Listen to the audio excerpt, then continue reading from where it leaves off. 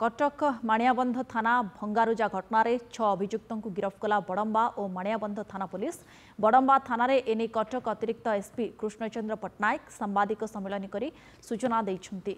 मुख्य अभियुक्त होउछन्ति श्रीकांत जेना ओरफ कालिया, अन्य सहयोगी अरविंद जेना, निरंजन बेहेरा, भगवान बेहेरा, आलोक प्रधान, प्रकाश राउत प्रमुख बोली कहिछन्ति।